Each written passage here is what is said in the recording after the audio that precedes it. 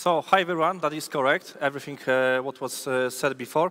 So basically, welcome today on the case study is how to steal a lot of money with the printer, because this number is difficult to read. Well, first of all, there should be some intro that I'm such a wise guy, such intelligent, etc., which is not true. And also this information, this is deepfake, if you don't know. This is generated the latest cutting-edge OpenAI technology. Actually, the truth is a little bit slower, but I think more important here. So that is correct. I work in Niebezpiecznik, where I train non-technical users, which is much more fun for me, because believe me, there are more non-technical users than technical users. Listen, it's like here on the Confidence, we don't have everybody who's living in Poland. So that is something cool. As well, I work in Barracuda Networks, where I sell firewalls, web application firewalls, backups, and email protection. So I'm closing the quarter. If someone would like to get a great discount, feel free to ask, no problem at all. Also, I'm the host of the podcast Cybercrime, which will be launched just after the holidays, and that's what I do in the job. After the job, I'm very boring. I collect vinyl records, which was a very stupid idea because they're very expensive. I do the technical diving to find the Nemo, mostly on the wrecks in the Baltic, because those dikes are the coolest. I really like spies. I like to read about them, talk about them. And yes, Cybercrime podcast will be mostly about the spies. And at the end, I play golf. And I do not feel ashamed of it. I play golf, and I'm not ashamed of it, really. But I have some goals for this presentation. And my key goal is that I'd like to show you North Korea as the counterintelligence really superpower. Tell you what drives them, encourage you to dig and find more information about them. Nevertheless, ask you to remember that except corrupted dignitaries living in this country, there are normal, ordinary people with a great culture and just thinking how to get a better life. The very, very big paradox is that here in this room, we will get more information about the North Korea than its citizens for the whole their life, which is crazy, I think. And why Korea? Actually, when I was thinking about presentation for this meeting, I thought that there will be a lot of materials about Russian APT groups. But I found that Russian APT groups are known like the ChatGPT. Everyone is an expert. Everyone who is scrolling Twitter every day is expert, know everything. So I wanted to do something different, because there are not many voices, not many informations about them. And during the investigation for this presentation, I found that they are very underrated player. So during this presentation, I'd like to dispel some myths and share you with some of the conclusions. And at the end, that was a very big challenge. There are no many informations. The government don't publish, PDFs. They don't make conferences about the numbers, about the data. So finding the info was very difficult. And from time to time, you will see that even the numbers that will be given there are very big amounts, but we are even not enough sure about them. And oops, I did it again, because when I was checking these presentations, I saw that again, I forgot to put here the photo from the KRLD embassy in Warsaw, because last few weeks were very busy. So once again, I generated the OpenAI photo here that was really there. It's fake. It's not original photo, really. But come on, if we are here with the North Korean embassy in Warsaw, let's dig. I have visited their website. That's their website. I saw something like the contact form here. And what is funny that they're using the yahoo.com webmail, yeah? So North Korea is using the American mail. Have I asked myself a question, was there any breach? Yes, I asked that question. Have I tried to log in to that inbox? Of course not. I'm ethic, etc. But actually, if you think about the North Korea, what? Oh, here. Oh, it works. You can think about that. Is this North Korea? No, it's Russia. Actually, if you want to go to North Korea, let's make the challenge with the latest cutting-edge technologies. So here we are in Krakow, and just to remember and to prove you that this country is very far away. And by the way, you have the address for the Polish embassy in Pyongyang. So once during the holiday, if you lost the passport, this is where you need to go. But if we go to the city center, we can spot some nice views. Yes, this is the city center of the Pyongyang. Doesn't it look great? Yes, it looks, I think. By the way, you can see that there is a very huge party. I was trying to find the information, what was the idea for this party, and the main cause was, it was Saturday. So during Saturday, they are having really huge parties. when we see some of the another apartments, they also looks very nice. Looks there are no any commercials. What we have here is like those buildings have 48 floors, but actually since 20th floor you have no water because the pumps, the power of the water pumps is not enough to pump the water for the any floor higher than the 20th floor. We can take a look from the lake. It looks nice once again. Another advantage, no traffic jams. Imagine living, for those of you who are living in Krakow or in bigger cities, imagine going to the city center like that. But of course, it's not like that. I'm very happy about it because I know how stupid those investments are in these countries. But the most important is that don't let advantages cover disadvantages. Probably you know this guy. So if we go to the North Korea, we can find out that there is something like 1,000 IPs. I think that in this room are more than 1,000 IPs than they have in the whole country.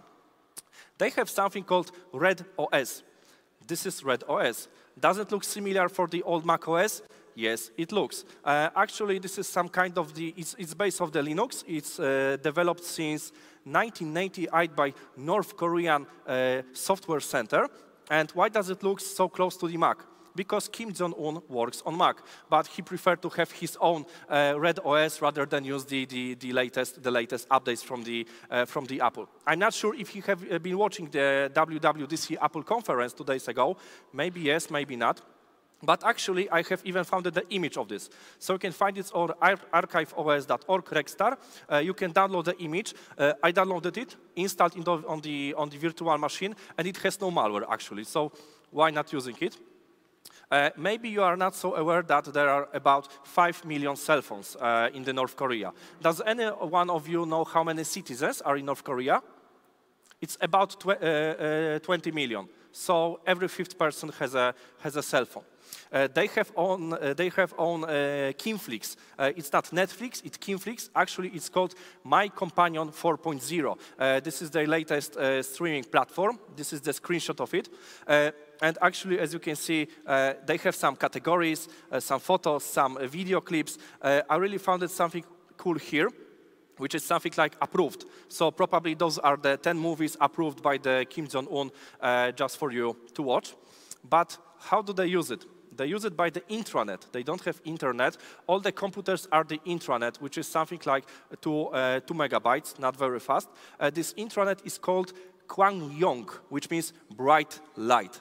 Doesn't it sound beautiful?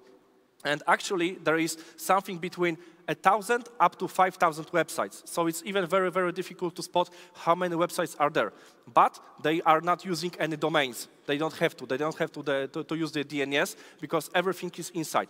So how to remember 1,000 websites? Well, if you go to your office somewhere in Pyongyang or any other place, you can find this. So actually, they are printing the screens, and those screens can be found on various places, where actually you can find here you can find the address and the information for which one does it run. Actually, the first one, I remember that it was the Society Ministry. I have no idea why. So let's imagine how many things are connected there to the internet. Well, not many. The easiest way to find out is go to Shodan. So I asked Shodan how many IoT devices are in the North Korea, and Shodan says 30 of them. First of all, as you can see, is some Cisco. So probably before any embargo has started, they're using some old Cisco firewall. But actually, just to compare, North Korea has 30 machines on the Shodan. South Korea has 20 million. That's a little bit different, isn't it? So, have I asked myself, if I see something here on the Shodan, maybe try to find an open port. If there's an open port, maybe try to find admin to log in. Of course, I didn't. I stopped and asked myself a very, very important question. And this is the question which was asked by Kim Jong-il by himself. This guy. So actually, you must know that he started his career not as a dictator, but as a son of the dictator. So actually, you could know that later on he will be the CEO of the North Korea. But he started as a movie producer. But there were no actors there, so he also had to kidnap them from the South Korea. And really, he started as a kidnapper. He was kidnapping the actors and, you know, saying, hey, you're going to play in our propaganda movies. No, I will not. Okay. sit in the basement, I will come in a year and then ask you this question again. And then he was coming and they said, well, it's not bad. Because he had a lot of money, he was Hugh Hefner. So he liked whiskeys, cigars, and nukes. And nuke is very, very important because if you have a nuclear program, each time someone would like to come to your country with democracy, he will think twice. This is why it's very, very important. And of course, whiskeys and cigars are very expensive in his case, so he had to find money for it. But he was fighting with sanctions. Yeah? A lot of embargoes has been put in on his countries. So he developed something that people like and don't care about the sanctions, and those were drugs and fake dollars. So actually, the core money that he was doing on, when developing the top-class cutting-edge methamphetamine, morphine, opium, heroin. Sorry, I'm not drug addicted. I don't know even how to sniff marijuana, so that's all that I can tell you. But actually, that was his very core job. But you know, sometimes dictators die. So actually, what you can find here is the full family photo. Here we have the bright son, Kim Il-sung. Here he is, the Kim Jong-un. Kim Jong-il, sorry, and him, the Kim Jong-un. And there is one important thing. Don't let this flappy guy let you out. He's very smart, he's very intelligent, and I'm going to prove it in the next 30 minutes. By the way, there is something very funny, because the guy who is supposed to write about thousands of books about how bad America is going to his mausoleum in American Lincoln with the V8 engine. There are some rumors that this is the Chinese that it was made in China, but we are not sure. So we have enough of Kim Jong-il, and we have Kim Jong-un. And he is very similar to his father, not only because of his eyes, but he also liked dancers. He also likes whiskeys, cigars, and nukes. During the harder time, he has more embargoes than his father, but there is one very important thing for you to know. He was the guy who delivered the nuclear program, because actually he's the guy that made the ballistic missiles ready to be gone. Actually, we know that a ballistic missile shot out from the North Korea and aimed at Washington can go down in Cancun or Toronto, yeah, 1,000 kilometers away. But something is there because in 2019, Donald Trump asked him to hang out on a coffee and talk about some things, right? I think that he's a better guy than his father because he's driving Rolls-Royce Phantom instead of just the Mercedes-Benz S-Class like his father. And even he has more embargoes, yeah, but he has no problem to drive the Rolls-Royce. So he's having more sanctions, even from China. So he was thinking again about making drugs, fake dollars. He was started to put outside the country cheap labor, and also, this is very funny, LVMH fakes. We are from IT, so you don't know what is LVMH, so I will tell you. This is the brand that collects very, very premium brand. I think that still you don't understand what's going on, so I will just help you. So like Louis Vuitton is the brand when you can pay 2,000 euro for the bag. Okay, so now you got it somehow? Still crazy. But maybe you have this in-house. So you know how to is to spend money on the stupid things. If you love your wife, you will buy her the Louis Vuitton bag, or you will buy at least the Thermomix, of course. This is the brand that also covers cognac, 12 and a half grand of British pounds, so something like the 60,000 zlotys right now, just for a bottle of cognac. I see that this is the amount that is okay to spend for you, yeah? Thermomix, no. Bag, no. 12.5 grand for the whiskey, for the cognac, why not? So actually, he was very addicted to China. He's a slave of the China because 3 or 4 of the export goes there to this country. So any ban on the China makes a very, very big problem for him.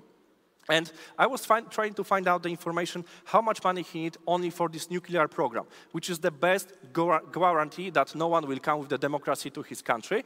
And I found that in 2019, it was something like $620 million. Probably you cannot imagine this amount of money, so this is almost 40 sessions.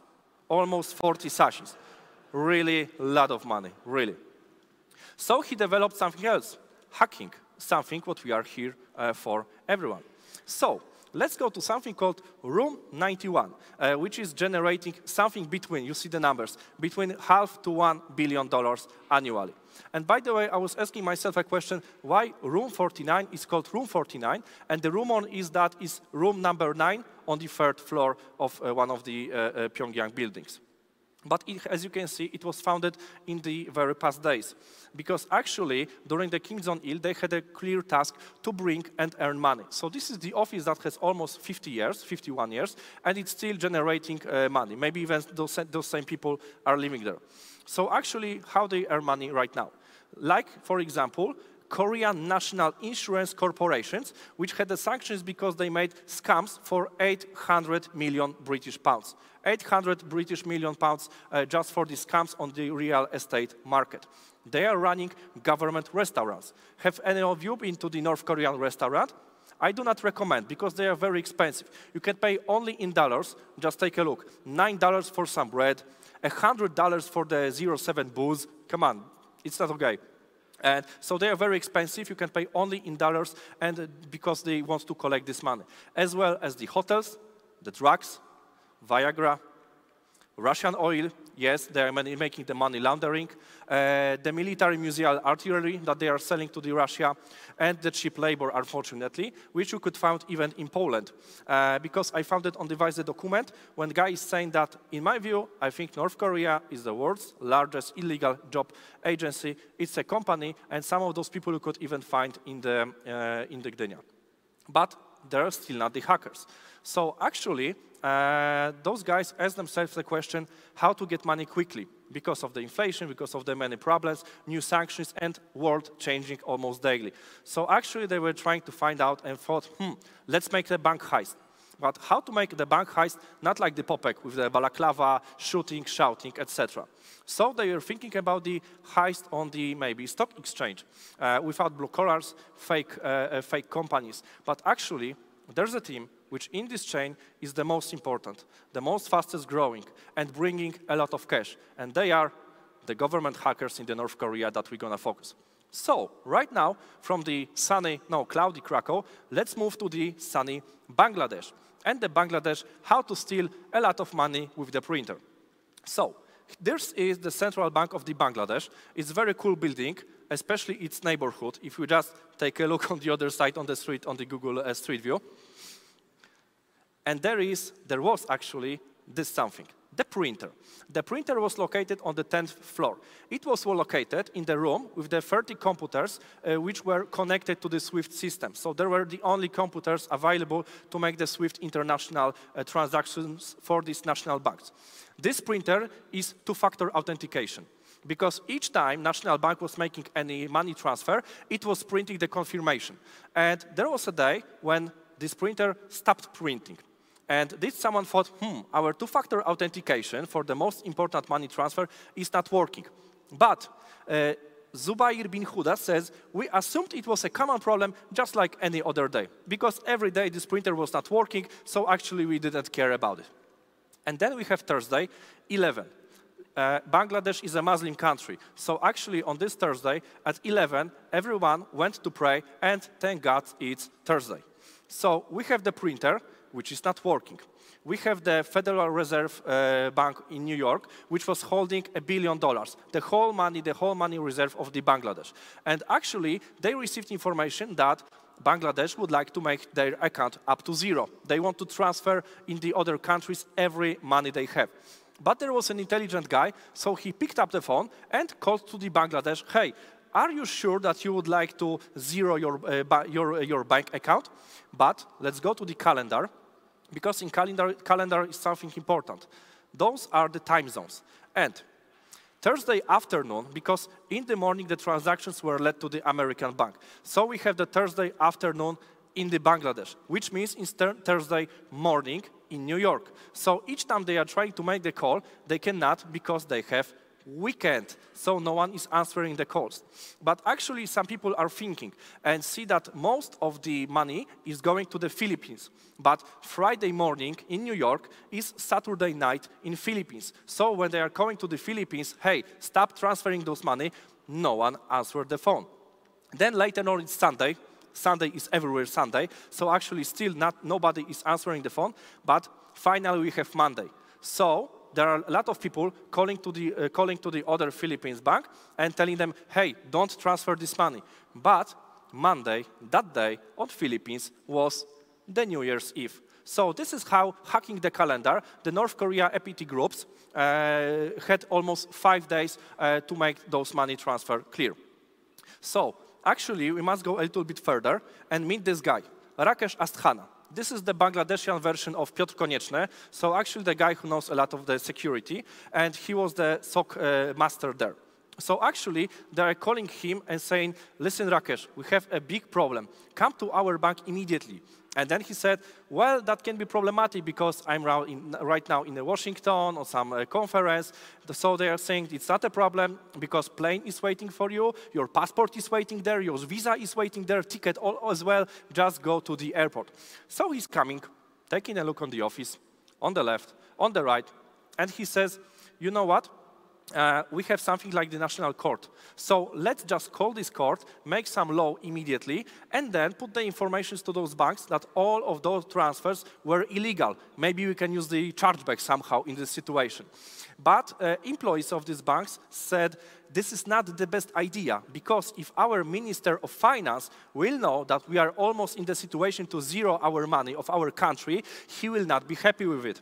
But he was watching the morning news, drinking coffee, and from the TV, the Minister of the Finance, it's too hot, the Finance Minister realized that they are going down because $951 million has already been transferred. So it's a very big problem for him. But there was one thing. Always there is one thing. As you can see, this old rusty boat, which is called Jupiter, which yesterday afternoon was parking somewhere in the Singapore. This is the boat which comes directly from the Iran. Right now it's using a Brazilian flag, it doesn't matter. But basically, because it's named Jupiter, it was under some of the sanctions, because Iranians were transferring weapons with this boat.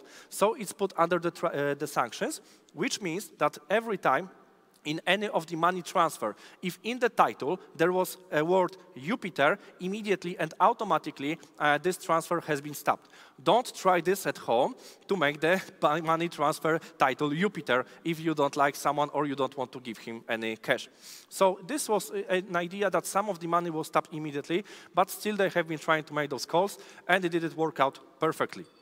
But they went with the XDR, and XDR told them that they had a malware since a year. A malware came in the CV, which came from yardgen@gmail.com. The team from the KNF probably know this email, but we're going to get this back in a moment. But why this printer was so important? Because actually, they had this malware on the CV, in the PDF from this email address, which only idea was to print the blank page. So even if it was not printing anything or printing the blank page, they didn't know that the transfer was led later, and even the attackers didn't know that they don't care about this two-factor authentication. Actually, this yardgen@gmail.com can be connected with this guy, Park Jin-hyuk. If you will see this guy anywhere on the streets, call the police immediately. He's wanted by the FBI because he's involved in the APT-38, APT-37, in the WannaCry ransomware, in some Bitcoin heists, and even with the Lazarus group, which was attacking the Polish KNF because he was using the same email address, yardgen@gmail.com. So what is the conclusion? The conclusion is phishing plus malware, actually, it's enough. How does the structure look like? So actually, I was really digging a lot of time to find out the whole structure of those APT groups, the subgroups, how does it look like? So I was writing in the Obsidian graphs, then I was trying to make them in the Photoshop. And unfortunately, and believe me, I spent a lot of time just to make any good graph, and unfortunately, I came only with that one conclusion, that this is absolutely impossible. Those groups, there are so many of them, how they are connected as well. So actually, I made something like the shortcut. That's the shortcut. So you have something called main reconnaissance. This is the whole of the core office. Then is something about industrial espionage and something about army spying. But mostly they don't care about this industrial espionage because they are buying the patents from the China. Buy patents from the China. You know what I mean. Army spying, they also don't care so much. Main reconnaissance is the most important. This is something like the government's OSINT office, which is showing the direction. So this is where they are having the quarter or yearly meeting and thinking, okay, guys, the plan for us for the next 5 years, our policy is ransomware. This is what we are going to do. Exactly, this is how those meetings must have been looking like. There is something called very funny enemy sabotage fall office.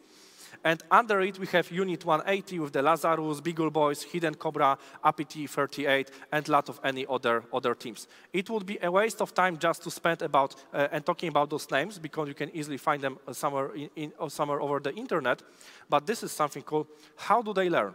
So I was trying to find any information. How do they learn? How to be a very good, actually cutting edge and a world-class hacker to deliver such a lot of money to your country.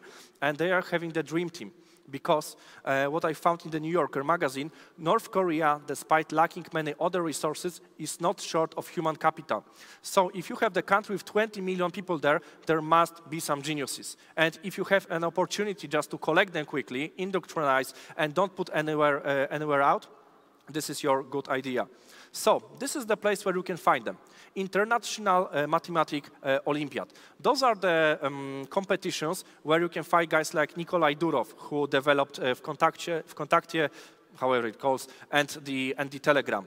This is the place when you could find the guy whose nickname was Kurt Board RSC 1994.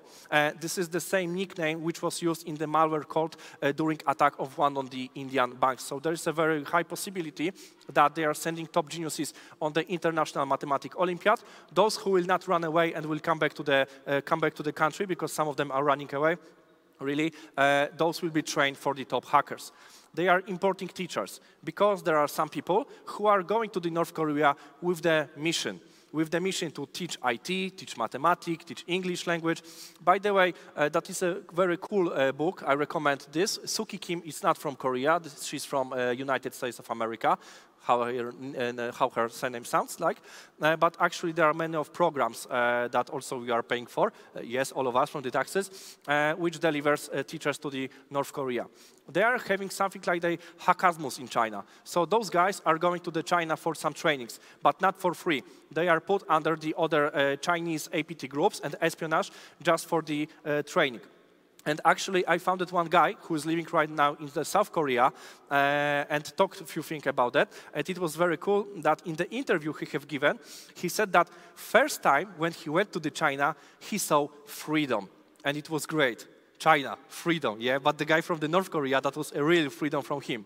Funny fact is that he's now living in the South Korea and working for the antivirus company. But only him by himself was making something like the $100,000 per year just for some bots to the online games, making more happy points. And a very cool thing was that even him, being trained for the hacker, and later on with the plan to come back to the APT group, he was having in China once in a week indoctrination. And they had to just pause their computers, stand up, read the juche, get back to the hacking, yeah?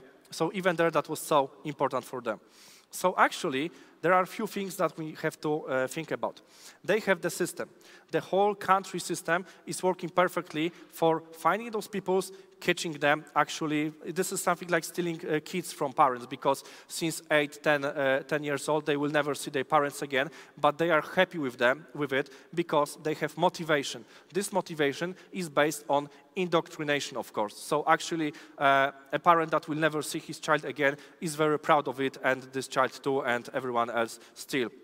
Plus, they have these surroundings, because they will have no problems with the FBI or any other special forces. Like we can see situations across the whole world that, you know, sometimes bad guys came in the middle of the night and had stolen a guy who is the carder, or like the story from the bull, yeah, which makes effect. It's very effectable, and it works.